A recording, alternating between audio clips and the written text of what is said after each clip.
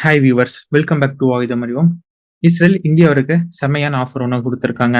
6ஆம் தலைமுறைக்கான A2A missile இந்தியாவிற்கு இப்போ ஆஃபர் பண்ணியிருக்காங்க இஸ்ரேல். இந்த A2A மிசைல் அப்படி என்ன சிறப்பு, ஏன் இது 6ஆம் தலைமுறைன்னு சொல்றாங்க அப்படிங்கிற முழு தொகுப்பை இன்னைக்கான காணொலியில நாம பார்க்க போறோம்.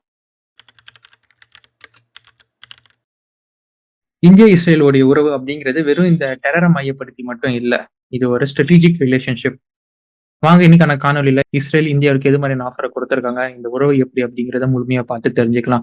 நீங்கள் பார்த்து கொண்டிருப்பது ஆயுதம் அறிவோம். இது இந்திய defence update series. Let's dive into it.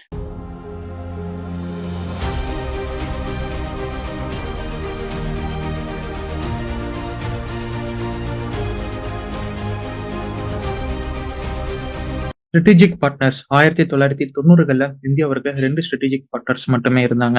ஒன்னு ரஷ்யா, இன்னொன்னு இஸ்ரேல். இந்த 2 நாடுகள் கிட்ட இருக்கிற காமன் சிமிலாரிட்டி அப்படிங்கிறது, இந்த 2 நாடுகளுமே அமெரிக்காவுக்கு அடங்க மாட்டாங்க. அண்ட் 1990களிலே அமெரிக்காவுக்கு எதிராக இந்தியாவுக்கு ஆதரவாக செயல்பட்டாங்க. என்னமோ தெரியல, அமெரிக்காவுக்கு அடங்க மாட்டாங்க அப்படிங்கிற காரணத்தினாலேயே இன்னி வரை இந்த 2 நாடுகளும் ஸ்டில் இந்தியாவின் ஸ்ட்ராட்டஜிக் பார்ட்னர்ஸா இருக்கிறாங்க. அண்ட் அதிக அளவுல வருஷம் வருஷம் இந்தியா இந்த 2 நாடுகள் கிட்ட இருந்த ராணுவ தளவாடங்களை கொள்முதல் பண்ணிட்டு இருக்காங்க. ஆல்வேஸ் ரஷ்யா இதுல ஃபர்ஸ்ட் பிளேஸ்ல இருப்பாங்க. அவங்கள ஃபாலோ பண்ணி இஸ்ரேல் செகண்ட் பிளேஸ்ல இருப்பாங்க. ஸோ இந்த 2 நாடுகள் கிட்ட இருந்து உருவாக்கப்படும் எந்த ஒரு நவீன ஆயுதங்களா இருந்தாலும் சரி, அதற்கான ஆஃபர் இந்தியாவிடம் வரும். அதன்படி நம்ம ரஷ்யா கிட்ட இருந்து வரும் பல ஆஃபர்களை பேசிக்கிட்டு இருக்கோம். பட் இஸ்ரேல் கிட்ட இருந்து வரும் ஆஃபரை நாம நிலை யாருமே பெருசா பேச மாட்டாங்க. இஸ்ரேல்ல இருக்கக்கூடிய ரஃபேல் நிறுவனம் பல பேரும் கேள்விப்பட்டிருப்பீங்க. இந்த ரஃபேல் நிறுவனம் 2023ல பாரிஸ்ல நடந்த பாரிஸ் ஏர் ஷோல முதன்முறையா இந்த 6ஆம் தலைமுறை ஏர் டு ஏர் மிசைல் ஸ்கைஸ்டிங் அப்படிங்கிற பெயர்ல வெளியிட்டாங்க. இப்ப இந்த மிசைலுக்கான ஆஃபர் தான் இந்தியாவுக்கு வந்திருக்கு. சரி, இந்த ஆஃபர் எப்ப நடந்தது அப்படின்னு கேட்டீங்கன்னா, ஜூலை 2025ல இந்தியாவின் பாதுகாப்பு சம்பந்தமான உயர் அதிகாரிகள் இஸ்ரேலுக்கு பயணம் பண்ணி சில ஒப்பந்தங்களை போட்டாங்க. அந்த ஒப்பந்தம் போடும்போது ரஃபேல் நிறுவனமுடன் சந்திச்சு பேசினாங்க. அந்த சந்திப்புல தான் இந்த ஆஃபர் ஆனது இந்தியாவிற்கு கொடுக்கப்பட்டது. இப்போ இந்த 6ஆம் தலைமுறை ஸ்கைஸ்டிங்கை பத்தி பார்க்கலாம். ஸோ ரொம்ப ஸ்பெசிஃபிக்கா ஸ்கைஸ்டிங் அப்படின்னு தான் நம்ம சொல்லணும். ஏன்னா ஸ்கைஸ்டிங்கர் அப்படின்னு ஏற்கனவே இஸ்ரேலின் IAI நிறுவனம் உருவாக்கிய ஒரு மிசைல் இருக்கு. நம்ம அதை பத்தி பேசல. ஸ்கைஸ்டிங் அப்படின்னு சொல்லக்கூடிய ரஃபேல் நிறுவனம் உருவாக்கிய மிசைலை தான் நம்ம பேசிக்கிட்டு இருக்கிறோம். இந்த ஸ்கைஸ்டிங்கை பத்தி பார்க்கணும் அப்படின்னா, இப்ப குளோபல் வெப்பன் மார்க்கெட்ல இருக்கக்கூடிய முக்காவாசியான beyond visual range air to air மிசைலை விட ஒரு சுப்பீரியர் டெக்னாலஜில தான் இந்த மிசைல் ஆனது உருவாக்கப்படுது. இதோடைய தனித்துவம் அப்படிங்கிறது, it's especially made for and made to work in electronic warfare situation. இதோடைய ரேஞ்ச் அப்படிங்கிறது சுமார் 250 கிலோமீட்டர் அப்படின்னு கிளைம் செய்யப்படுது. இருந்தாலும் இதோடைய ரேஞ்ச் 250 கிலோமீட்டர் இல்ல, அதை தாண்டி இருக்கும். ஆல்மோஸ்ட் ஒரு 300 கிலோமீட்டராச்சும் இருக்கும் அப்படின்னு தான் பெரும்பாலும் இதை பத்தி சொல்லப்பட்டுக்கிட்டே இருக்கு. ஸோ இந்த beyond visual range air to air missile அப்படிங்கிறது வெறும் போர் விமானங்கள் இருந்தால் மட்டும்தான் ஏவ முடியும். ஆனா இதை கண்ட்ரோல் பண்றது அப்படிங்கிறது போர் விமானங்கள்ல மட்டும் இருந்து இல்ல. இதுல 2-வே டேட்டா லிங்க் மற்றும் டெர்மினல் ஃபேஸ் RF ஸ்பீக்கர் இருப்பதனால கடைசி கட்டத்துல கூட இதோடைய டார்கெட் மற்றும் இதை கண்ட்ரோல் பண்றதை நம்ம மேனுவலா பண்ண முடியும். விச் மீன்ஸ் இதை ஏவக்கூடிய போர் விமானத்துல இருந்துதான் இந்த மிசைலை கண்ட்ரோல் பண்ண முடியும் அப்படிங்கிற அவசியம் இல்லை. நெட்வொர்க் சென்ட்ரிக் வார்ஃபேர் கேப்பபிலிட்டிஸ் மூலியமா இந்த மிசைலை நம்ம போர் விமானத்துல இருந்து ஏவனா கூட கிரவுண்ட்ல இருக்கக்கூடிய ஒரு கமாண்ட் சென்டர்ல இருந்து அந்த டெர்மினல் ஃபேஸ் டார்கெட் அடிக்கிற முன்னாடி வரைக்கும் நம்மளால இதை மேனுவலா கிரவுண்ட்ல இருந்து கண்ட்ரோல் பண்ண முடியும். ஈவன் தோ ஒரு வார் சுச்சுவேஷன்ல ஒரு மிசைல போர் விமானம் லான்ச் பண்ணிருச்சு, லான்ச் பண்ண உடனே அந்த போர் விமானம் அழிக்கப்பட்டதுன்னா கூட அந்த மிசைல் கடைசி வரை அந்த டார்கெட்டை அழிக்கிறதுக்கு இந்த 2-வே டேட்டா லிங்க் கம்யூனிகேஷன் சிஸ்டம் மற்றும் டெர்மினல் RF ஸ்பீக்கர் பயன்படும். அடுத்து நேவிகேஷன் சிஸ்டம். இது ஹைபிரிட் நேவிகேஷன் சிஸ்டமா கொண்டது. எங்கேயோ கேள்விப்பட்ட மாதிரி இருக்கல, அதே தான். இது இனர்ஷியல் நேவிகேஷன் சிஸ்டம் மற்றும் global positioning system INS and GPS உதவியுடன் நேவிகேட் பண்ணக்கூடியது. இது especially made to work in electronic warfare area அப்படின்னு சொல்லியிருந்தோம். ஸோ அதை எப்படி இது அச்சீவ் பண்ணுது அப்படின்னு கேட்டோம்னா, ECCM அப்படின்னு சொல்லக்கூடிய அட்வான்ஸ்டு டெக்னாலஜி இதுல இன்கார்பரேட் பண்ணப்பட்டிருக்கு. ECCM அப்படின்னு சொல்லப்படுவது எலக்ட்ரானிக் கவுண்டர் மெஷர்ஸ். இது இருக்கும் காரணத்தினாலதான் பெரிய அளவுக்கு எலக்ட்ரானிக் ஜாமிங் ஏரியாஸ்கள் மற்றும் எலக்ட்ரானிக் ஜாமிங்கை ரெசிஸ்ட் பண்ணி இந்த மிசைல்னால தொடர்ந்து செயல்பட முடியுது. அந்த RF ஸ்பீக்கரும் இதற்கு ஒரு முக்கியமான காரணம் அப்படின்னு சொல்லலாம். ஸோ கண்டஸ்டட் ஏரியாஸ் லைக் எதிரி உள்நாட்டுக்குள்ள போய் நம்ம தாக்கணும், ஒரு கமாண்ட் சென்டரை பல கண்டஸ்டட் ஏரியாவை தாண்டி தாக்கணும் அப்படின்னா இந்த மிசைல் ரொம்ப ஆப்டா இருக்கும். PL-15 மாதிரி எதிரி நாட்டுக்குள்ள போய் அப்படியே வெடிக்காம முழுசா விழுவுற கணக்கு இதுல இல்ல. நெக்ஸ்ட், இதுக்கு பவர் பண்ணக்கூடிய motor 3 pulse solid rocket motor system அப்படிங்கிறது தான் இதுல பயன்படுத்தப்படுது. இந்த 3 பல்ஸ் அப்படிங்கிறது ஒவ்வொரு ஃபேஸுக்கு ஏற்ற மாதிரி அதோடைய பல்ஸை கொடுத்து ஃபியூலை பர்ன் பண்ண வைக்கும். அதாவது பூஸ்ட் ஃபேஸுக்கு ஏற்ற மாதிரி ஃபியூலை பர்ன் பண்றதுக்கான பல்ஸை கொடுக்கும். மிட் கோர்ஸ்ல கான்ஸ்டன்டா ஒரே ஸ்பீட்ல போகிறதுக்கான பல்ஸை கொடுக்கும். அண்ட் டெர்மினல் ஃபேஸ்ல ஹை வெலாசிட்டி அடையறதுக்கான பல்ஸை கொடுக்கும். இது மாதிரி 3 வெவ்வேறு பல்ஸை இந்த மோட்டார் சிஸ்டம் இன்ஜினுக்கு கொடுத்து சாலிட் ஃபியூல எரிக்கிற காரணத்தினால இது கரெக்டா அதோடைய வேலையை பார்க்கும். அது எந்த இடத்துலயும் ஒரு சின்ன பிசுறு கூட தட்டாது. இதோடைய டிராவல் டைம் அப்ப வார்ஹெட் அப்படின்னு போனோம்னா ஹை எக்ஸ்ப்ளோசிவ் வார்ஹெட் பயன்படுத்தப்படுது. பட் எது மாதிரியான high explosive and alternate warhead இதுல இருக்கா அப்படிங்கறது எதையுமே ரஃபேல் நிறுவனம் இன்னும் ஓப்பனா சொல்லல. அவங்க ரொம்ப லிமிட்டடான சில டேட்டாவை மட்டும் தான் வெளியில விட்டுருக்காங்க. ஸோ அதுதான் உங்களுக்கு நான் இப்ப சொல்லியிருக்கிறேன். பட் ஒன்ஸ் வந்துச்சுன்னா இது மாதிரியான ஹை எக்ஸ்ப்ளோசிவ் வார்ஹெட் இருக்கும் அப்படின்னு நமக்கு தெரிய வரும். பட் ஓவரால் இதோடைய வெயிட் அப்படிங்கிறது 200 கிலோகிராம் தான் மை டியர் ஃப்ரெண்ட்ஸ். இது ரொம்ப நோட்டிசபிளா இருக்கு. ஸோ 200 கிலோகிராம் கொண்ட ஒரு beyond visual range air to air missile அப்படிங்கிறது எல்லா நாடுகளும் வாங்கி பயன்படுத்த விரும்பக்கூடிய ஒண்ணுதான். இப்ப இருக்கும் இந்த குளோபல் வெப்பன் மார்க்கெட்ல இந்த ஸ்கை ஸ்டிங்கருடைய என்ட்ரி அப்படிங்கிறது டைரக்டா MBDA உடைய மீட்டியர் மிசைலுக்கு ரைவலா இருக்கும்.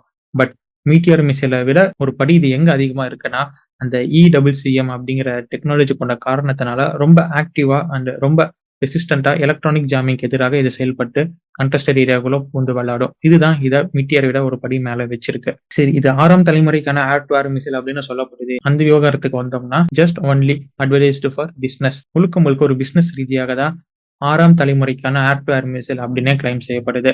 டு பி ஹானஸ்ட், மிசைலுக்கான 6ஆம் தலைமுறை அப்படிங்கிற பெஞ்ச் மார்க்கே இன்னும் செட் பண்ணல. ஸோ அப்ப எப்படி இது 6ஆம் தலைமுறை அப்படின்னு சொல்ல முடியும்? ஸோ பியூர்லி இது ஒரு பிசினஸ் ஸ்ட்ராட்டஜி. இப்ப இந்த மிசைலுக்கான ஆஃபர் தான் இந்தியாவிற்கு இஸ்ரேல் கொடுத்திருக்கிறாங்க. குறிப்பா இந்த மிசைல் இந்தியாவின் போர் விமானங்களை பயன்படுத்தக்கூடியதா இருக்கு. எது மாதிரியான போர் விமானங்கள் அப்படின்னு பார்த்தோன்னா Su-30 MKI மற்றும் நம்மளுடைய தேஜஸ் மார்க் 1 போர் விமானங்களை இதை ஈஸியா இன்டகிரேட் பண்ணி பயன்படுத்த முடியும் அப்படின்னு ரஃபேலே சொல்றாங்க. இது போக தேஜஸ் மார்க் 1 இலகு ரக போர் விமானம் அதுலயும் இந்த மிசைலை பயன்படுத்தலாம் அப்படிங்கிறது ரொம்ப ஆச்சரியமான செய்தியா இருக்கு. ஏன்னா ஒரு ரொம்ப லைட் வெயிட்டான ஒரு சின்ன போர் விமானத்துல இருந்து ஒரு beyond visual range air to air மிசைலை ஏவ முடியும் அப்படிங்கிறது இட்ஸ் அன்இமேஜினபிள். நம்ம கிட்ட அது மாதிரியான போர் விமானங்கள் நிறைய இருக்கு. இப்ப இன்டகிரேஷன் பகுதிக்கு வந்தோம்னா இதை இன்டகிரேட் பண்றது அப்படிங்கிறது பெரிய விஷயமே இல்லை. ஏன்னா யூனிவர்சல் இன்டகிரேஷன் மெக்கானிசம் மாதிரி தான் இதை உருவாக்கி இருக்கிறோம் அப்படின்னு ரஃபேல் டிஸ்க்ளோஸ் பண்றாங்க. 200 கிலோகிராம் கொண்ட ஒரு மிசைல் அப்படிங்கிறதுனால இதை தூக்கிட்டு போறதுக்கு பெரிய மாடிஃபிகேஷனோ இல்ல இன்ஜின் ட்ரஸ்ட் அது மாதிரி எதுவுமே கால்குலேட் பண்ணணும் அவசியம் இல்லை. இன்னும் ஒரு படி மேல போய் சொல்லணும்னா சுகோய் மற்றும் தேஜஸ் மார்க் 1 கொடுக்குறான்னு சொன்னாங்க இல்லையா? இந்த 2 போர் விமானங்களையும் இஸ்ரேலோடைய எல்டா, ஐ திங்க் எல்டாங்கிற AES ரேடார் தான் பொருத்தப்பட்டிருக்கு. ஸோ இன்டகிரேட் பண்ணாலும் வெப்பன் ட்ரையல்ஸ் இல்ல மற்ற டெஸ்ட் அப்படிங்கிறது தேவைப்படாது. ஒரு சீம்லெஸ் இன்டகிரேஷனா தான் இது இருக்கும். இப்ப கதைக்கு வரும். இப்ப இந்தியா இந்த மிசைலை விமானப்படைக்கு வாங்கி இன்டகிரேட் பண்ணாங்கன்னா இந்திய விமானப்படைக்கு எது மாதிரியான ஏரியல் அட்வான்டேஜ் பிரிவிலேஜ் கிடைக்கும் அப்படின்னு பார்க்கலாம். ஃபர்ஸ்ட், இந்தியா இந்த மிசைலை வாங்கினாங்கன்னா ஒரே கல்ல 2 மாங்காய் வடிப்பாங்க. ஒரு பக்கம் இந்தியாவின் அஸ்த்ரா மார்க் 3 அப்படிங்கிற long range beyond visual range air to air missile உருவாக்குதலின் டிசைன் ஃபேஸ் போயிட்டு இருக்கு. இது இல்லாம ருத்ரா மாதிரியான மிசைல்ஸும் டெஸ்டிங் ஃபேஸ்ல இருந்துகிட்டு இருக்கு. இது மாதிரி beyond visual range air to air missile இந்தியாவிலே உருவாக்கப்பட வேண்டும் அப்படிங்கிற சோதனை இருந்தாலும் அந்த பேரலல் டைம் ஹைப்பர்சோனிக் மிசைலையும் இந்தியா எதிர்பார்த்துக்கிட்டு இருக்கிறாங்க. R-37M மாதிரி இதற்கான டாக்ஸ் ரஷ்யா கிட்ட போயிட்டு இருக்கு. ஆனா இந்த ஸ்கை ஸ்டிங் அப்படிங்கிற மிசைல் இந்த 2 தேவையுமே பூர்த்தி பண்ணக்கூடியது. இதோட ஸ்பீட் அப்படின்னு பார்த்தோம்னா மேக் 5ல போகக்கூடியது. அதாவது ஹைப்பர்சோனிக் வேகத்துல போகக்கூடிய beyond visual range air to air missile. இந்தியாவின் தேவையை பூர்த்தி பண்ணக்கூடிய 2 வெவ்வேறு மிசைலோடைய கெப்பாசிட்டி இப்ப ஒரே மிசைல கிடைக்குது அப்படிங்கிறது இது இந்தியாவிற்கு ஒரு ஆப்டிமல் சாய்ஸா இருக்கு. பிகாஸ் ஹைப்பர்சோனிக் ஸ்பீடும் கிடைக்குது. ஹைப்பர்சோனிக் வேகத்துல பியாண்ட் விஷுவல் ரேஞ்ச் அதாவது 250 கிலோமீட்டர் மேபி அதை சர்பாஸ் பண்ணி கூட இருக்கலாம், அது கிடைக்குது. ஸோ இந்தியாவிற்கு இது வாங்கும் பட்சத்துல ஒரே கல்ல 2 மாங்காய். ஸோ ஃபர்ஸ்ட் ப்ரிவிலேஜ் இதுதான். ரெண்டாவது, நான் ஏற்கனவே சொன்ன மாதிரி தான் கண்டஸ்டட் ஏர் ஸ்பேஸ்க்குள்ள போகணும். ஹை வேல்யூ அசட்ஸ் லைக் எதிரி நாட்டுக்குள்ள ஒரு ஏர்கில எடுக்கணும், இல்லைன்னா எதிரி நாட்டுக்குள்ள இருக்க ஏவாக்ஸ் அடிக்கணும் அப்படின்னா இந்த மிசைல் ரொம்ப ஆப்டா இருக்கும். ஸோ ஏவாக்ஸ் அடிக்கிறது அப்படிங்கிறதெல்லாம் ஏதோ சாதாரண விஷயம் இல்லை.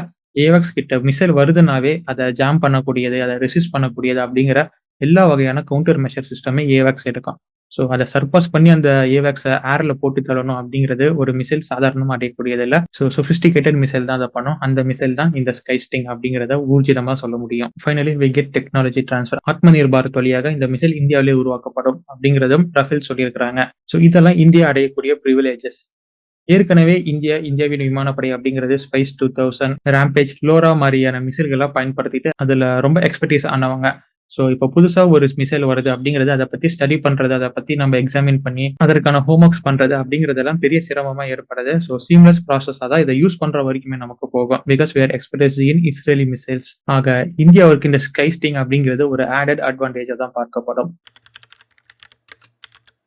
பட் இங்க கேள்வி என்ன அப்படின்னா, இந்தியா கிட்ட ஆல்ரெடி ருத்ரம் அப்படிங்கிற மிசைல் ப்ரோகிராம் போயிட்டு இருக்கு. அஸ்த்ரா அப்படிங்கிற லாங் ரேஞ்ச் மிசைல் ப்ரோகிராம் போயிட்டு இருக்கு. ஸோ இப்ப இந்தியா இண்டிஜினியஸ் ப்ராடக்ட்டுக்கு இன்வெஸ்ட் பண்ணி அதுல முக்கியத்துவம் குடுக்கணுமா? இல்ல ஒரு பிரிட்ஜ் கேப் சொல்யூஷனுக்காக ஒரே கல்ல 2 மாங்கா இருக்கு அப்படிங்கிற காரணத்தினால இந்த மிசைல் ப்ரோக்யூர் பண்ணணுமா? இதுதான் இன்னைக்கான கேள்வி. இந்த வீடியோக்கான கேள்வி. இதுல உங்களுடைய கருத்துக்கள் என்ன? எது பெஸ்ட் சூட்டா இந்தியாவுக்கு இருக்கும்? அப்படிங்கிறத உங்களுக்கு தெரிஞ்ச வரை நீங்க கமெண்ட்ல போடுங்க. பார்க்கலாம் எந்த அளவுக்கு எந்தெந்த கமெண்ட் இருக்கு அப்படின்னு. Until it's signing off from ஆயுதம் அறிவோம். இது போன்ற பல செய்திகளை தெரிந்து கொள்ள ஆயுதம் அறிவோம் அப்படிங்கிற நம்ம சேனலை சப்ஸ்கிரைப் பண்ணிக்கோங்க. நன்றி, வணக்கம்.